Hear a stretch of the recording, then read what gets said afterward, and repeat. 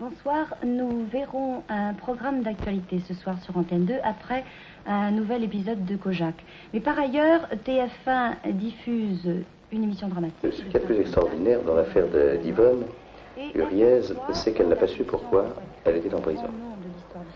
C'est ainsi que quand Thierry s'est suicidé et que la presse et la radio ont commencé à parler de cette affaire, tout le monde a parlé d'un chèque sans provision, pour une paire de lunettes, enfin je ne sais plus exactement ce qu'on disait, mais personne à l'époque ne parlait du poste de télévision.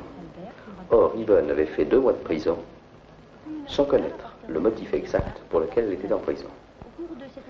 Alors, il s'agissait d'un poste de télévision qui avait été loué à une société qui s'appelle l'Horlogerie du Doubs.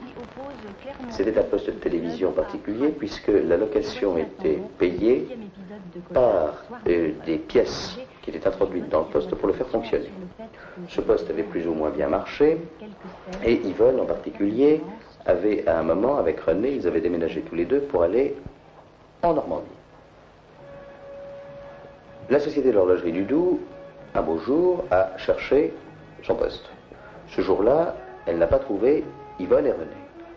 Ils n'avaient pas disparu, d'ailleurs, ils avaient parfaitement donné leur adresse, mais tout de même, ils avaient évité de donner leur adresse de façon précise parce qu'ils craignaient à l'époque des recherches de la part du second mari d'Yvonne, du moins de la seconde personne avec laquelle elle vivait, et qui s'appelait, je crois, Sota. Une mécanique judiciaire s'est mise en route à ce moment-là. Mécanique dans laquelle Yvonne n'a pratiquement eu rien à voir. C'est-à-dire que l'Horlogerie du Doubs a adressé à Paris, au procureur de la République, une plainte.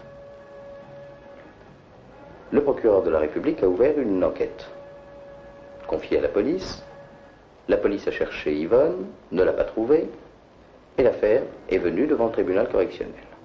En l'absence d'Yvonne, puisque dans ce cas-là, le principe de la justice est totalement aberrant, c'est-à-dire que quand on ne trouve pas quelqu'un, le procureur de la République se délivre à lui-même une citation, c'est-à-dire que la citation est délivrée au parquet, et la condamnation est prononcée par défaut par le tribunal qui a jugé.